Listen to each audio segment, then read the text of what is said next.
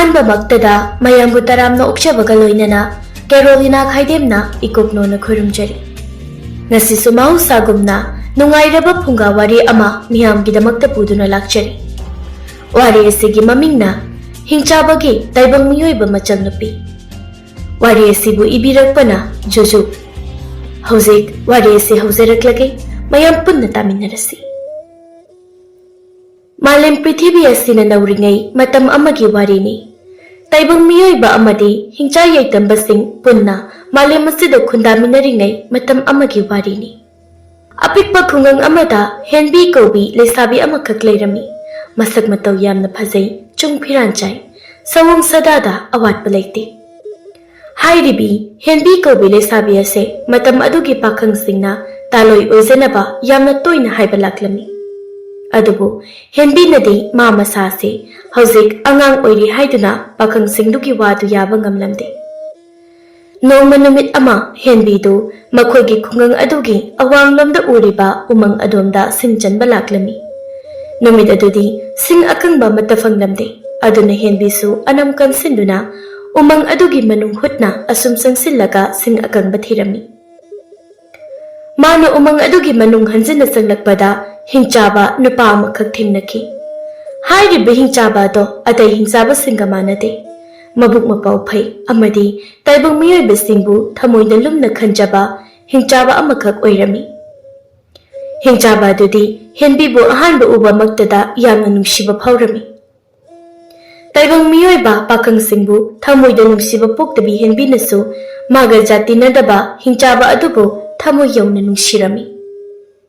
asamna makhoi ani nungti numit khudingi umang aduda thengnaduna nungsibagi achetpa mari thamlami matam kharagi matung henbigi pibuk nungda hingchaba adugi angang ama naktamkhre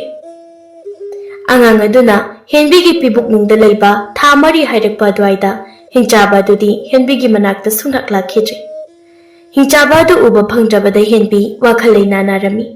amadi angang aduna taibang phawraklaga kari kamdauba haibasina wakhallaiman oirami matam kharagi matung hingchaba singa miyoiba singa lan soknabada hingchaba mayam ama pakteknana sikre haibagi pau henbi sutari khangli lanfam aduda magi machagi mapa oigadaba hingchaba dusu thawai tharamnani haiba thabum masing suraklabada henbi machanupa amakhak phangjari adubo onthok phupibam haibadu oire hingchaba amadi taibang miyoiba anigi macha oibanina angang ado hingchabagi sapham khajik sanglami masam ado tangkhai amana ngurok ngawi tangkhai amana ngangsang nganglami mamit ani dusu amana higuk machu changi amana sangbanaba machu oi khuzin amadi khusa singdudi hingchabagi makhut palaklami angang adugi saktam ubada henbi thamoi sokna kapche karhino aigi laibak asibu isa se hingchabagi saktam kamanari taibang miyoibani haiba kananas thajararu nugna chawba taibang miyoibada aibu hingchabagi taloi oi haidina thina chaibiran icha sebo hingchabagi iri haidina thida oida tobirani hingchaba singi marakta timda sumamta taibang miyoibagi marakta laiba sumamta onthokna wana hingadawagi sarukpudi aigi isa se kadai hutuk thamlaki asumna thamoi kanbi henbina phirep adu laukhirami pikliba angang aduna tha phajringai angang adubu umang amadu hundoklamlaga henbidi taibang miyoiba marakta laikhirami somda angang adudi hingchabagi I chelabanina pikta pikliba oirabasu irai laina umang aduda hingba ngamlami umang aduda leiba jibasingna angang adubu nusiba pokladuna nawyuk nawkollami amadi taibang miyoibagi phizet thonbirami asumna matamdi hawkhibana hojikte angang ado chahi 3-9 hairakle masa matom tamaromdom lambi thi duna chatpa haurakle nongma numit amadi angang ado umang aduga thangnana leiba khungang adomda sumlaklami mana khungang adu hek yobaga mafam aduda leiramba miyoi singna mabu uraga juja tawna chibun ngangnarami Mama oktabina pokpa machano sibo masak asi taibang miyoiba sumal hingchaba sumal kani zatpu uri zatu khangde maha umangolgi masakni ꯉꯥꯎ ꯊꯨꯝꯒ ꯌꯥꯔꯣꯏ ꯊꯨꯏ ꯑꯁꯨꯝꯅ ꯃꯤꯑꯣꯏ ꯈꯔꯗꯤ ꯑꯉꯥꯡ ꯑꯗꯨꯕꯨ ꯎꯔꯒ ꯃꯇꯤꯟ ꯁꯤꯠꯂꯝꯂꯒ ꯆꯠꯈꯤꯔꯝꯃꯤ ꯑꯗꯨꯒ ꯈꯔ ꯁꯥꯊꯤꯕ ꯃꯤꯑꯣꯏꯁꯤꯡꯗꯤ ꯃꯉꯣꯟꯗ ꯆꯩ ꯄꯥꯏꯗꯨꯅ ꯇꯥꯟꯊꯣꯔꯛꯂꯝꯃꯤ ꯍꯩ ꯀꯔꯝꯕ ꯃꯁꯨꯡ ꯄꯥꯡ ꯅꯥꯏꯗꯕꯒꯤ ꯃꯆꯥꯅꯣ ꯅꯪꯕꯨ ꯁꯥꯔ ꯃꯤꯔꯅꯤ ꯍꯩ ꯆꯠꯈ꯭ꯔꯣ ꯆꯠꯂꯨ ꯅꯣꯏꯒꯨꯝꯕ ꯎ ꯃꯉꯣꯟꯒꯤ ꯃꯁꯛꯁꯤꯡꯁꯦ ꯈꯨꯡꯒꯪ ꯑꯁꯤꯗ ꯆꯪꯂꯛꯀꯅꯨꯅꯦ ꯆꯠꯂꯣ ꯆꯩꯗꯨꯅꯅꯦ ꯃꯛꯀꯂꯥꯞꯇꯨꯗ ꯀꯜꯂꯒ ꯇꯥꯟꯈꯣ ꯑꯃꯨꯛ ꯍꯟꯅ ꯈꯨꯡꯒꯪ ꯑꯁꯤꯗ ꯆꯪꯂꯛꯇꯅꯕ ꯑꯁꯨꯝꯅ ꯇꯥꯏꯕꯪ ꯃꯤꯑꯣꯏꯕꯁꯤꯡꯅ ꯑꯉꯥꯡ ꯑꯗꯨꯕु ꯎꯕ ꯃꯐꯝ ꯈꯨꯗꯤꯡꯃꯛꯇ ꯐꯨ ꯐꯨꯗꯨꯅ ꯇꯥꯜꯂꯝꯃꯤ ꯑꯁꯨꯝꯅ ꯃꯥꯕꯨ ꯊꯦꯡꯅꯕ ꯃꯐꯝ ꯈꯨꯗꯤꯡ ꯄꯪꯐꯨꯗ ꯐꯨꯕꯤꯔꯕꯅꯤꯅ ꯑꯉꯥꯡ ꯑꯗꯨꯁꯨ ꯇꯥꯏꯕꯪ ꯃꯤꯑꯣꯏꯕ ꯂꯛꯇꯒꯤ ꯂꯥꯞꯅ ꯂꯩꯖꯔꯦ ꯑꯃꯨꯛ ꯍꯟꯅ ꯃꯤꯑꯣꯏꯕ ꯃꯔꯛꯇ ꯇꯤꯜꯂꯔꯣꯏ ꯍꯥꯏꯅ ꯈꯟꯈ꯭ꯔꯦ ꯃꯇꯝ ꯑꯗꯨꯗꯒꯤ ꯍꯧꯅ ꯑꯉꯥꯡ ꯑꯗꯨ ꯃꯥꯒꯤ ꯃꯈꯣꯡꯅ ꯄꯨꯕ ꯃꯥꯏꯀꯩꯗ ꯎꯃꯪ ꯑꯗꯨꯗ ꯁꯨꯝ ꯂꯥꯛꯂꯝꯃꯤ ꯃꯥꯅ ꯂꯥꯛꯄꯗ ꯆꯤꯡ ꯑꯃꯈꯛ ꯊꯦꯡꯅꯩ ꯆꯤꯡꯗꯣꯜ ꯑꯗꯨ ꯂꯥꯟꯊꯣꯛꯂꯒ ꯍꯤꯡꯆꯥꯕ ꯉꯥꯛꯇ ꯈꯨꯟꯗꯥꯕ ꯑꯄꯤꯛꯄ ꯈꯨꯡꯒꯪ ꯑꯃꯈꯛ ꯂꯩꯔꯝꯃꯤ ꯑꯉꯥꯡ ꯑꯗꯨꯁꯨ ꯆꯤꯡꯂꯣꯟ ꯑꯗꯨ ꯂꯥꯟꯊꯣꯔꯛꯂꯦ ꯑꯗꯨꯒ ꯍꯤꯡꯆꯥꯕꯁꯤꯡꯒꯤ ꯈꯨꯡꯒꯪ ꯑꯗꯣꯝꯗ ꯂꯥꯛꯂꯝꯃꯤ ꯑꯗꯨꯕꯨ ꯃꯐꯝ ꯑꯁꯤꯗꯗꯤ ꯃꯥ ꯈꯦꯟꯅꯕ ꯈꯔ ꯎꯕ ꯐꯪꯏ ꯇꯥꯏꯕꯪ ꯃꯤꯑꯣꯏꯕꯁꯤꯡꯅ ꯃꯥꯕꯨ ꯎꯕꯗ ꯀꯣꯏꯇꯥꯟ ꯇꯥꯟꯕ ꯑꯗꯣ ꯃꯐꯝ ꯑꯁꯤꯗꯗꯤ ꯇꯧꯗꯦ ꯑꯗꯨꯒꯤ ꯃꯍꯨꯠ ꯍꯤꯡꯆꯥꯕꯁꯤꯡꯗꯨꯅ ꯃꯥꯕꯨ ꯎꯕꯗ ꯅꯨꯡꯁꯤꯕ ꯄꯣꯛꯄꯒꯨꯝꯅ ꯃꯉꯣꯟꯗ ꯍꯔꯥꯎ ꯍꯔꯥꯎꯅ ꯇꯧꯕꯤꯔꯝꯃꯤ ꯍꯤꯡꯆꯥꯕ ꯑꯃꯅ ꯍꯪꯏ ꯏꯕꯨꯡꯉꯣ ꯅꯪꯅ ꯀꯔꯤ ꯃꯃꯤꯡ ꯀꯧꯕꯒꯦ ꯀꯔꯥꯏꯗꯒꯤ ꯂꯥꯛꯄꯅꯣ ꯑꯩꯒꯤ ꯃꯤꯡ ꯂꯩꯇꯦ ꯑꯩꯒꯤ ꯂꯩꯐꯝꯁꯨ ꯈꯪꯗꯦ ꯅꯪꯕꯨ ꯄꯣꯛꯄ ꯏꯃꯥ ꯄꯥꯕꯨꯡꯗꯤ ꯃꯣꯏꯁꯨ ꯑꯃꯠꯇ ꯃꯁꯛ ꯈꯪꯗꯦ ꯑꯩꯅ ꯒ꯭ꯌꯥꯟ ꯈꯔ ꯈꯔ ꯇꯥꯔꯛꯄꯗ ꯑꯩꯗꯤ ꯎꯃꯪꯗ ꯂꯩꯕ ꯁꯥꯁꯤꯡꯅ ꯑꯩꯕꯨ ꯌꯣꯛꯄꯤ ꯊꯥꯛꯄꯤꯔꯛꯇꯨꯅ ꯇꯥꯏꯕꯪ ꯃꯤꯔꯣꯜ ꯉꯥꯡꯕ ꯇꯝꯕꯤꯔꯛꯏ ꯏꯍꯦ ꯑꯗꯣ ꯅꯪꯅ ꯃꯐꯝ ꯑꯁꯤꯗ ꯂꯥꯛꯂꯤꯕ ꯑꯁꯤꯕꯨ ꯀꯔꯤ ꯇꯧꯕ ꯂꯥꯛꯄꯅꯣ ꯑꯩꯗꯤ ꯑꯩꯅ ꯇꯪꯗꯨ ꯂꯩꯇꯥꯅ ꯂꯩꯕ ꯌꯥꯕ ꯃꯐꯝ ꯑꯃ ꯊꯤꯔꯛꯄꯅꯤ ꯑꯩꯒꯤ ꯂꯝ ꯂꯩꯇꯦ ꯌꯨꯝ ꯂꯩꯇꯦ ꯑꯗꯨꯅ ꯅꯣꯡꯃ ꯅꯣꯡꯃꯒꯤ ꯃꯐꯝ ꯃꯐꯝꯗ ꯀꯣꯏꯆꯠ ꯆꯠꯇꯨꯅ ꯍꯤꯡꯂꯛꯄꯅꯤ ꯂꯥꯛꯑꯣ ꯂꯥꯛꯑꯣ ꯑꯩꯈꯣꯏ ꯃꯌꯥꯝꯒꯤ ꯂꯨꯆꯤꯡꯕ ꯑꯗꯨꯒꯤ ꯃꯅꯥꯛꯇ ꯑꯩꯅ ꯅꯪꯕꯨ ꯄꯨꯔꯒꯦ ꯃꯉꯣꯟꯗ ꯅꯪꯒꯤ ꯋꯥꯔꯤ ꯂꯣꯏꯅ ꯂꯤꯔꯨꯔꯁꯤ ꯑꯁꯨꯝꯅ ꯍꯤꯡꯆꯥꯕ ꯑꯗꯨꯅ ꯑꯉꯥꯡ ꯑꯗꯨꯕꯨ ꯄꯨꯗꯨꯅ ꯍꯤꯡꯆꯥꯕ ꯃꯌꯥꯝꯒꯤ ꯂꯨꯆꯤꯡꯕ ꯑꯗꯨꯒꯤ ꯃꯅꯥꯛꯇ ꯂꯥꯛꯂꯝꯃꯤ ꯑꯉꯥꯡ ꯑꯗꯨꯅ ꯂꯨꯆꯤꯡꯕ ꯑꯗꯨꯗ ꯋꯥꯔꯤ ꯂꯣꯏꯅ ꯂꯤꯊꯣꯛꯂꯤ ꯋꯥꯔꯤꯁꯤꯡꯕꯨ ꯇꯥꯔꯕ ꯃꯇꯨꯡꯗ ꯍꯤꯡꯆꯥꯕꯁꯤꯡꯒꯤ ꯂꯨꯆꯤꯡꯕ ꯑꯗꯨꯅ ꯑꯁꯨꯝꯅ ꯍꯥꯏꯔꯛꯂꯝꯃꯤ ꯅꯪꯒꯤ ꯋꯥꯔꯤ ꯇꯥꯕꯗ ꯑꯩꯈꯣꯏꯁꯨ ꯌꯥꯝꯅ ꯅꯨꯡꯉꯥꯏꯇꯦ ꯅꯪꯒꯤ ꯀꯣꯂꯣꯏ ꯃꯤꯡꯂꯦꯟꯕꯨ ꯑꯩꯅ ꯌꯥꯏꯊꯧ ꯍꯥꯏꯅ ꯀꯧꯔꯕꯅꯤꯀꯣ ꯉꯁꯤꯗꯒꯤꯗꯤ ꯅꯪ ꯑꯩꯈꯣꯏꯒꯤ ꯏꯔꯛꯇ ꯂꯩꯗꯨꯅ ꯂꯥꯟꯒꯤ ꯃꯍꯩ ꯃꯁꯤꯡ ꯑꯃꯗꯤ ꯈꯨꯠꯂꯥꯏ ꯁꯤꯖꯤꯟꯅꯕ ꯇꯝꯂꯣ ꯍꯌꯦꯡ ꯃꯇꯝ ꯑꯃꯗ ꯅꯪꯅ ꯂꯥꯟꯒꯤ ꯃꯍꯩ ꯃꯁꯤꯡ ꯅꯤꯡꯊꯤꯅ ꯍꯩꯔꯕ ꯀꯥꯟ ꯑꯩꯈꯣꯏꯒꯤ ꯄꯤꯛꯂꯕ ꯈꯨꯡꯒꯪ ꯑꯁꯤ ꯉꯥꯛ ꯁꯦꯜꯂꯨꯀꯣ ꯌꯥꯏꯊꯧꯁꯨ ꯂꯨꯆꯤꯡꯕ ꯑꯗꯨꯒꯤ ꯃꯈꯣꯡ ꯄꯥꯏꯗꯨꯅ ꯈꯨꯔꯨꯝꯃꯤ ꯊꯥꯒꯠꯆꯔꯤ ꯂꯨꯆꯤꯡꯕ ꯑꯩꯒꯤ ꯆꯪꯖꯐꯝ ꯄꯤꯕꯤꯕꯒꯤꯗꯃꯛꯇ ꯅꯈꯣꯏꯒꯤ ꯇꯧꯕꯤꯃꯟ ꯄꯨꯟꯁꯤꯁꯤꯃꯒꯤ ꯀꯥꯎꯖꯔꯣꯏ ꯑꯁꯨꯝꯅ ꯅꯨꯃꯤꯠ ꯑꯗꯨꯗꯒꯤ ꯍꯧꯅ ꯌꯥꯏꯊꯧ ꯑꯗꯣ ꯍꯤꯡꯆꯥꯕꯁꯤꯡꯒ ꯄꯨꯟꯅ ꯂꯩꯃꯤꯟꯅꯗꯨꯅ ꯂꯥꯟꯒꯤ ꯃꯍꯩ ꯃꯁꯤꯡ ꯑꯃꯗꯤ ꯈꯨꯠꯂꯥꯏ ꯄꯥꯏꯕ ꯇꯝꯕ ꯍꯧꯔꯛꯈꯤ ꯃꯇꯝꯗꯤ ꯑꯁꯨꯝ ꯑꯁꯨꯝ ꯍꯧꯈꯤꯕꯅ ꯍꯧꯖꯤꯛꯇꯤ ꯌꯥꯏꯊꯧꯁꯨ ꯄꯥꯈꯪ ꯃꯆꯥ ꯐꯥꯔꯛꯂꯤ ꯂꯥꯟꯒꯤ ꯃꯍꯩ ꯃꯁꯤꯡ ꯅꯤꯡꯊꯤꯅ ꯍꯩꯔꯦ ꯑꯗꯨꯕꯨ ꯍꯤꯡꯆꯥꯕꯁꯤꯡꯒꯤ ꯈꯨꯡꯒꯪ ꯑꯗꯨꯗ ꯂꯩꯅ ꯂꯩꯅ ꯃꯥꯒꯤ ꯑꯣꯏꯕ ꯄꯨꯟꯁꯤꯒꯤ ꯂꯝꯕꯤ ꯑꯃ ꯇꯨꯃꯤꯟꯅ ꯊꯤꯕꯁꯨ ꯂꯦꯞꯂꯝꯗꯦ ꯂꯥꯟꯒꯤ ꯈꯨꯠꯂꯥꯏꯁꯤꯡꯒꯤ ꯃꯅꯨꯡꯗ ꯌꯥꯏꯊꯧꯅ ꯈ꯭ꯋꯥꯏꯗꯒꯤ ꯍꯩꯅꯕ ꯑꯁꯤ ꯈꯨꯠꯂꯥꯏ ꯌꯦꯠ ꯑꯣꯏ ꯑꯅꯤ ꯆꯪꯗꯨꯅ ꯇꯥ ꯑꯃ ꯄꯥꯏꯔꯒ ꯐꯨꯅꯕ ꯑꯁꯤꯅꯤ ꯂꯥꯟꯐꯝꯗ ꯌꯦꯛꯅꯕꯒ ꯃꯥꯌꯣꯛꯅꯕ ꯑꯁꯤꯅ ꯍꯧꯖꯤꯛ ꯐꯥꯎꯕ ꯃꯥꯒꯤ ꯑꯃꯠꯇ ꯉꯥꯏꯔꯕ ꯁꯤꯟꯐꯝ ꯑꯣꯏꯔꯤ ꯌꯥꯏꯊꯧꯅ ꯆꯍꯤ 19-19 ꯍꯥꯏꯔꯛꯄ ꯑꯗꯨꯋꯥꯏꯗ ꯅꯣꯡꯃ ꯅꯨꯃꯤꯠ ꯑꯃꯗꯤ ꯍꯤꯡꯆꯥꯕꯁꯤꯡꯒꯤ ꯈ꯭ꯋꯥꯏꯗꯒꯤ ꯅꯤꯡꯊꯧ ꯑꯣꯏꯔꯤꯕ ꯀꯩꯐꯥꯕ ꯀꯧꯕ ꯍꯤꯡꯆꯥꯕ ꯑꯗꯨ ꯃꯈꯣꯏꯒꯤ ꯈꯨꯡꯒꯪ ꯑꯗꯨꯗ ꯂꯥꯛꯂꯝꯃꯤ ꯑꯗꯨꯒ ꯂꯨꯆꯤꯡꯕ ꯑꯗꯨꯒ ꯋꯥꯔꯤ ꯁꯥꯅꯔꯝꯃꯤ ꯀꯩꯐꯥꯕꯅ ꯍꯟꯗꯛ ꯏꯀꯨꯏ ꯀꯨꯏꯗꯅ ꯃꯤꯑꯣꯏꯕ ꯑꯃꯗꯤ ꯍꯤꯡꯆꯥꯕ ꯑꯩꯈꯣꯏꯒꯤ ꯏꯔꯛꯇ ꯑꯀꯟꯕ ꯂꯥꯟꯐꯝ ꯑꯃ ꯁꯣꯛꯅꯒꯗꯧꯔꯤ ꯂꯥꯟꯐꯝ ꯑꯗꯨꯗ ꯁꯔꯨꯛ ꯌꯥꯅꯅꯕ ꯅꯪꯒꯤ ꯂꯩꯕꯥꯛ ꯑꯁꯤꯗꯒꯤ ꯍꯤꯡꯆꯥꯕ ꯈꯔ ꯄꯨꯊꯣꯔꯛꯎ ꯂꯨꯆꯤꯡꯕꯅ ꯈꯨꯝꯂꯛꯏ ꯐꯒꯅꯤ ꯅꯤꯡꯊꯧ ꯑꯩꯒꯤ ꯂꯝꯗꯝ ꯑꯁꯤꯗ ꯂꯩꯔꯤꯕ ꯃꯍꯩ ꯇꯝꯂꯤꯕ ꯅꯍꯥꯁꯤꯡ ꯀꯧꯁꯤꯟꯖꯔꯛꯀꯦ ꯃꯈꯣꯏꯒꯤ ꯃꯔꯛꯇꯒꯤ ꯏꯅꯤꯡꯊꯧꯅ ꯑꯄꯥꯝꯕꯁꯤꯡ ꯑꯗꯨ ꯈꯟꯗꯨꯅ ꯄꯨꯕꯤꯈꯣ ꯑꯁꯨꯝꯅ ꯂꯨꯆꯤꯡꯕ ꯑꯗꯨꯅ ꯍꯥꯏꯕꯒꯤ ꯃꯇꯨꯡ ꯏꯟꯅ ꯌꯥꯏꯊꯧ ꯑꯃꯗꯤ ꯃꯈꯣꯏ ꯅꯍꯥ ꯃꯌꯥꯝ ꯑꯗꯨ ꯃꯥꯒꯤ ꯍꯩꯖꯕꯁꯤꯡ ꯏꯅꯤꯡꯊꯧ ꯀꯩꯐꯥꯕꯒꯤ ꯃꯥꯡꯗ ꯎꯠꯊꯣꯛꯂꯤ ꯃꯗꯨ ꯌꯦꯡꯂꯒ ꯏꯅꯤꯡꯊꯧꯅꯁꯨ ꯂꯥꯟꯐꯝꯗ ꯁꯔꯨꯛ ꯌꯥꯅꯅꯕ ꯍꯤꯡꯆꯥꯕ ꯈꯔ ꯄꯨꯈꯤꯔꯝꯃꯤ ꯃꯌꯥꯝꯗꯨꯒꯤ ꯃꯔꯛꯇ ꯌꯥꯏꯊꯧꯁꯨ ꯌꯥꯎꯔꯝꯃꯤ ꯃꯇꯝꯗꯤ ꯍꯧꯈꯤꯕꯅ ꯍꯧꯖꯤꯛꯇꯤ ꯇꯥꯏꯕꯪ ꯃꯤꯑꯣꯏꯕ ꯑꯃꯗꯤ ꯍꯤꯡꯆꯥꯕꯁꯤꯡꯒꯤ ꯑꯀꯟꯕ ꯂꯥꯟꯒꯤ ꯃꯇꯝ ꯌꯧꯔꯛꯂꯤ Taibang miyoiba amagi pibuk nungda chawrakhiba yaithausu hingsabasingi nakanda leptuna taibang miyoibasingbu hatpa horakli. Akanma mawongda lambanai, amane hindi, amana wati. Adubu koina thangdadi taibang miyoibasingna lakjaba helaklami. Hingsabasing maning sum halakle, taibang miyoibana sangsilakpa hinzilakle. Thawna hanba laitaba yaithaudi tung hanna lambanari. Adubu taibang miyoibana sangsinba helakpana masu lambanaba waraduna matung onthorakpa matamdadi hingchaba amata mafam aduda leiramdre. Ma matom tangai hori. Yaithausu tawpham khangda selakle. Taibang miyoibasingna mangonda tendamduna tenjai masing thingamdana kapsilakpada tenjagi saina khangba wari. Adubu mangdu uriba turel asidadi lanthoklage khanna ma kanna chelaklami. Usinna sinna iroiduna turel adu lanthorakle. Taibang miyoibasingsu lapna lehore.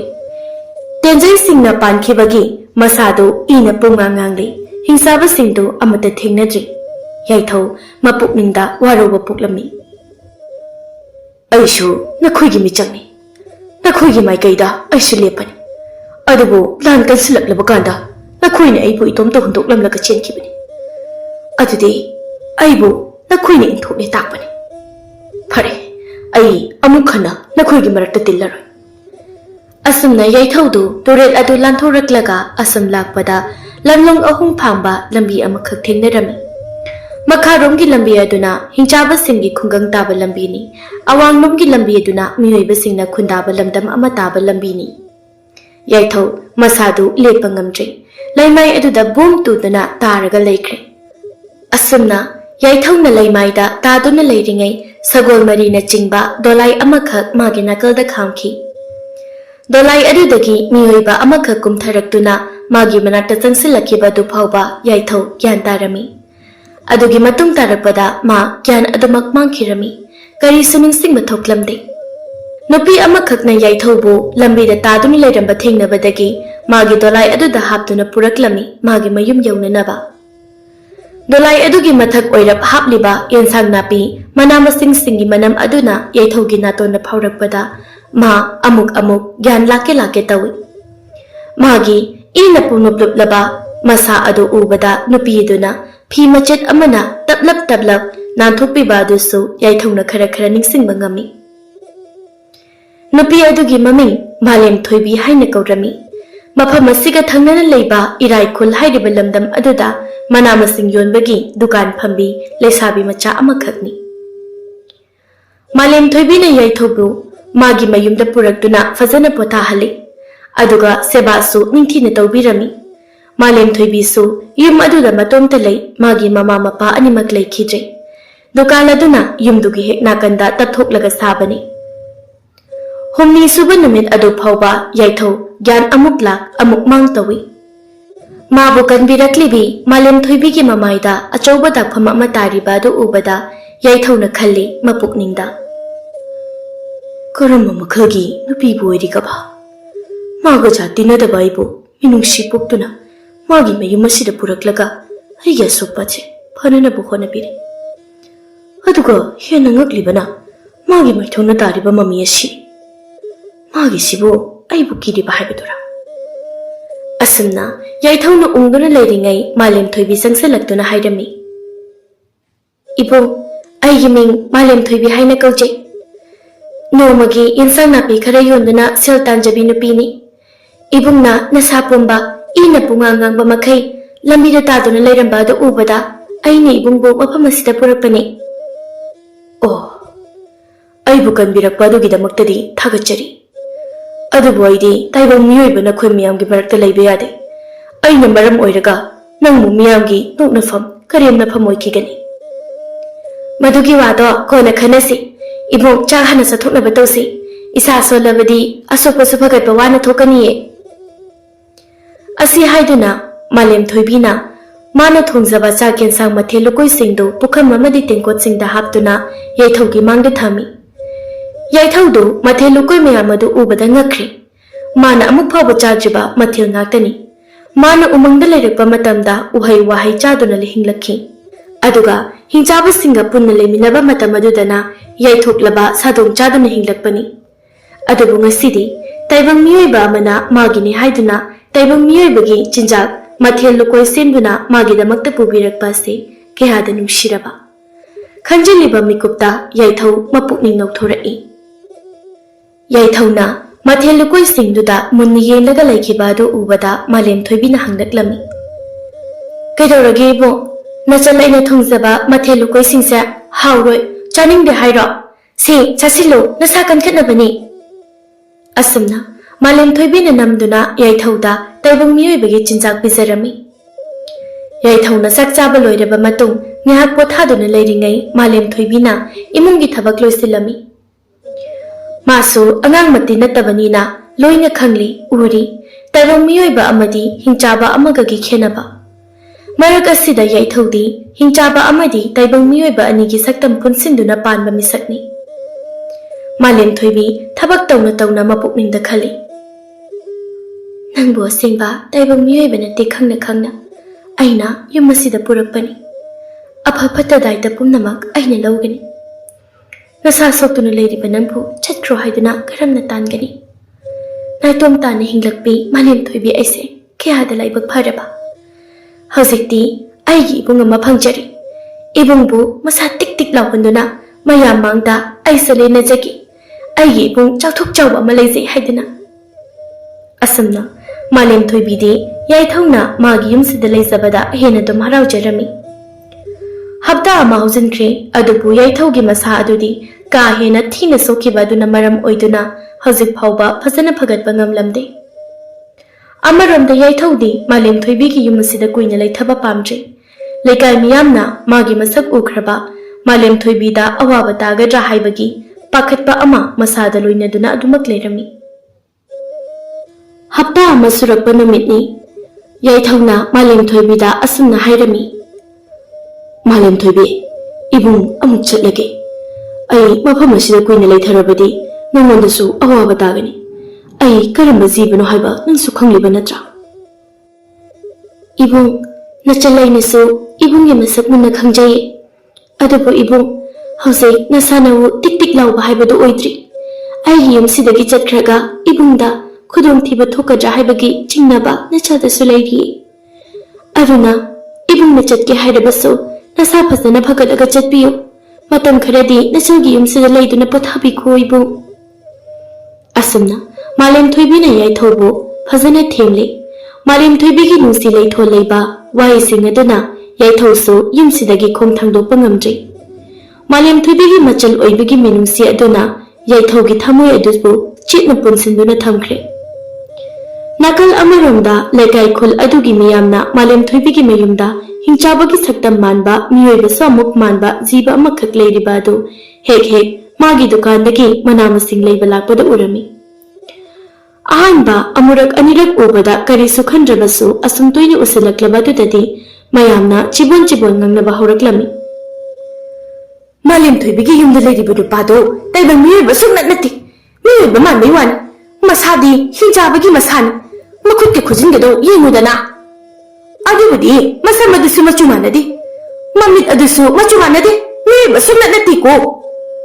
नति आइना हाइदि हिंचाबसिंगसि ताइबंग मियोइबा अैखोइगी नबने खंगना खंगना कैगिनोबा माना हिंचाबा अमबु मागी मयुमदा थम्मिदबो मदुगी मालेम थोइबी हाइदिबा अंगांगदुदने फुरगा फगदबनि होय खोइना वारक्तसुने लमदम मसिगी लैबाक निंथौना वारक्पा सोइद्रबनि मादि असुमना मयामनसु मालेम थोइबीबु थीना थीना ngangbीबा हौरक्लमी सोमदा याइथौसु वाखल जाजात खली मालेम थोइबीना मंगोंदा उतलिबा मिनुंसी मयाम using असिंगबु ओइरिब्रा नत्रगा सासिनबा मिनुंसीरा हयेंग मतम अमा यौरगा मालेम थोइबीना माबु हातखिदोरिब्रा हाइबा वाहंग असिना याइथौबु मिकुप खुदिंग ओतलरी अइबु हातलगा मागी पांदम अमा फक्नबगीदमक्ता थौइना अइबु हातननबा मागी युमसिदा अइबु थेमलगा थमलिबा जाला नत्रगा मागी अरोनबा करी लैबनो फरे अइना सिदि मागी पुकनिंग खंगदोक्लगे असुमना याइथौ मपुकनिंगदा लेपले नुमित अदुगी अहिंग अथेंगबनी याइथौ मागी ता अदु पाइदना मालेम थोइबीना तुमलिबा अदुगी मनाक्ता चंगलक्लमी मालेम थोइबीना निंगाइदना तुमदुना लैरिबा अदु उबदा याइथौना मागी ता अदुगी मतोलदो मालेम थोइबीगी ngaksamda thamduna mabu hatnanabu honarami तांजा चप चाना मालेम थोइबी ममित पांगदुना याइथौदा येंगलगा नुंसिबा खोंथोकता हायरक्लमी अइबु हालगा इबुंगी कानाबा ओइगनी हायरबदी अइबु हातोकपियो इबुंगी थमोइदा चिंगनरिबदो अइसे लोइना खांगली अदुबु नचलैगी सेंगलबा थमोइदी इबुंगना करिगी खांगदे इबुंगी मखुत्ता थवाई थाबदी चिंगना सरगा काबनी अइबु हातपियो इबुंग असमना मालेम थोइबीना हायरकपा अदुदा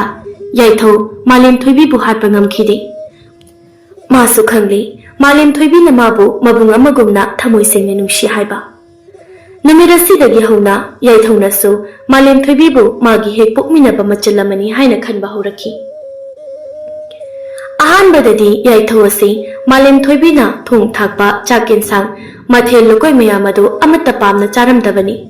अदुबु हौजिक्ति मालेम थोइबीना थोंग थाकपा चाक इन्सांग मथेल लोकोय नतना अतै अमत्ता चादे मागी असोकपसिंग अदुसु मालेम थोइबीना अदुम येंगसिलहलमी मसिदसु नतना मालेम थोइबीना युमगी अमदी दुकानगी थबक तौबसिंगदा याइथौना मतेंग यामना पांगलमी मालेम थोइबीना थबक सथोकपा मतमदा याइथौना दुकान अदु सेनबिरमी नुपीना तौबदा वागदबा थबक कया माना तौथोकपी अदुगा मालेम थोइबीनासु मयेक इबा पाबगी मतांगदा याइथौदा ताक्लमी हौजिक्ति याइथौ तैबा मियोइबा अमगी लिसस हाजत लौरक्ले माना हाइनरमदबा कया हाइनरक्ले तसेंगना हाइरबदा मालेम थोइबीगी नाक्ता लेबदगी याइथौसु पुंसिगी महाउ खंगबा हौरक्ले असुमना मबुंग मचल अनीदो मतम खरदी यामना नुंगाइबा अमदी पेंथोकपा पुंसि महिंग अमदा हिंगलमी नोंमा नुमित अमखकनी मालेम थोइबीदो मखोइ खुगी पुखरी अदुदा इसिंग सोकपा चटखिरमी अदुगा याइथौना दुकान अदु सेनदुना लेहौई असुमना याइथौना दुकान अदुदा लेरिङै तांजा अदुदा खुगी पुखरी अदोमदगी मालेम थोइबीगी खोंजेलना मखोल हौना लौबगी मखोल याइथौगी नाकोंगना तारक्लमी आइबो मुक्ता कनबियो कना कना लेगे अमुक्ता कनबियो असुमना लौरपा मखोल ताबा अदुदा याइथौसु मागी खुटलाई ओइरिबा ता अदु पाइदुना दुकान अदुदगी सेंथोरक्लमी मादी अमुक फाउबा युमदुगी मपान थोपदी नते अदुना खुगी पुखरी कदोमदा लई हाइबसु खंगदी मखोंगना पुबा माइकैदा मालेम थोइबीगी खोंजेलगी हौरफम थीदुना याइथौ कन्ना चेलक्लमी पुखरी मपाल अदु हेक यौरपगा उरे उहैदबा सक्तम अमा करोमदगिनो खंगदे मसक यामना थीबा उबदा हंगोइबा पोकपा हिंचाबा अमखक मालेम थोइबीगी मनाक नकना लेपदुना मालेम थोइबीबु हाटननबा तौरमी मधु उबदा याइथौना कुलै थुना मागी ता अदु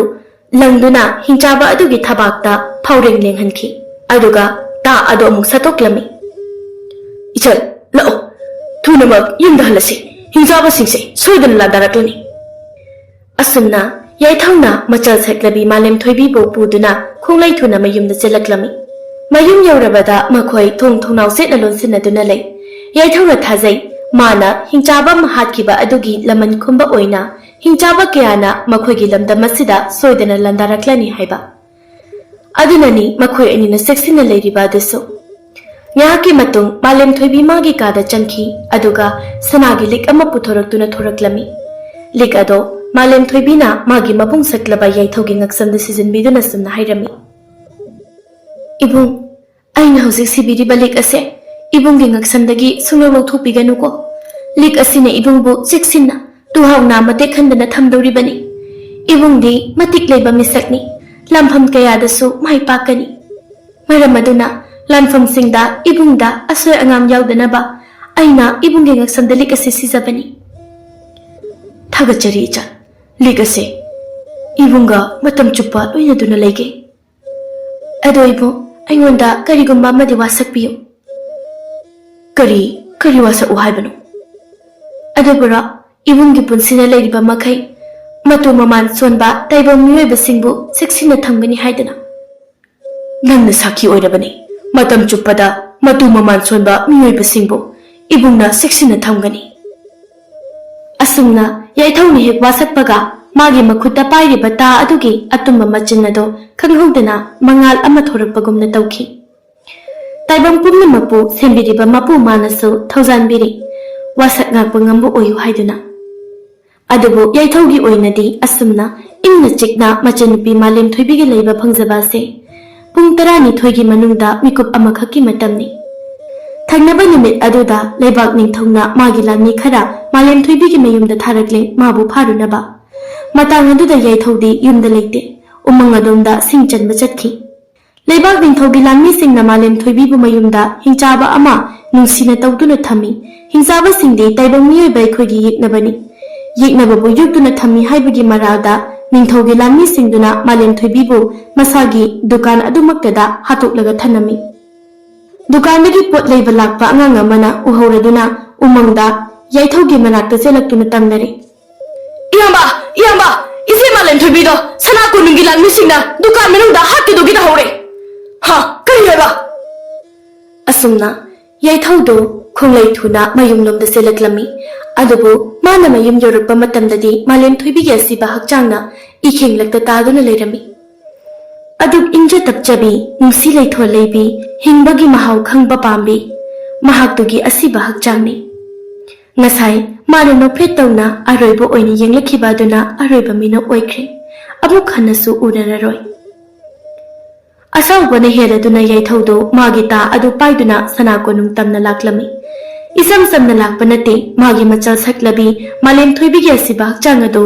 phaina pamduna lakpani asuk sangba lambi ado machanupi pamduna lakpada masada awaba chokthaba pukti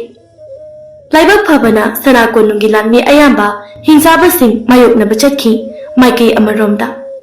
अदुना सनाकोनुंग मनुंग अदुदा याइथौना इराय लाइना चंगतलमी सनाकोनुंग मनुंगदा लैबा लाइनिंगथौ सनामहीगी लाइसंग ममांगदा याइथौना मालेम थोइबीगी सिबा चांगदु थमी मागी मतौ उबदा लान्मी खरा सेंसिलक्तुना माबु खामतोकनबु होनै अदुबु मालेम थोइबीगी सिबा चांग उबदा लान्मी सिंग अदुना मालेम थोइबीदा हंगोइबा तुकुच्चबा मिटिंग येंगदुना सुना हाइने येकनबगी मिचिंग चंगबीसी ओइरे उ मंगोलगी नुपीसिबो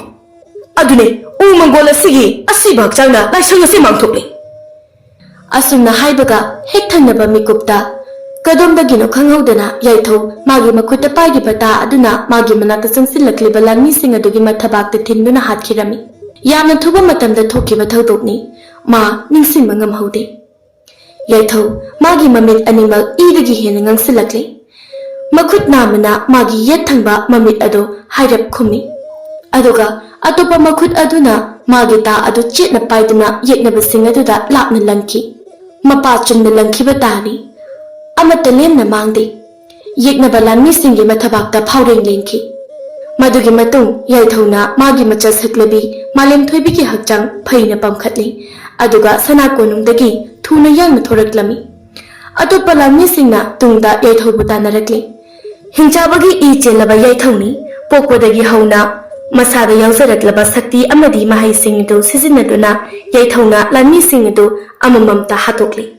मचल सकलबी मालेम थोइबीदे अदुमक पमली हौजिकसु मपोप काइद लैरी मालेम थोइबीगी हक्चांग असुमना लान्मी सिंगदु मथंग मथंग माइथीबा पिरमलबा मतुंग मचल सकलबी मालेम थोइबीगी हक्चांग फैना पमदुना याइथौदो खोंगलै थुना सेलकले माना थाइना अंगांग ओइरिङै मतमदा मागी सैदांग फम लौखिबा उमंग अदुदा लाक्लिबनी उमंगी लंबी अदो करमना यौखिबा मा खंगहौदे पीतना थुमहतलबा मागी ममित अनिदसु अमुक अमुक येंगी नुंगाइना तुमखुन तानख्रबा मागी मचल नुपी अदुगी हक्चांगदा उचिन्ना चिन्ना उमंग अदु यौरकले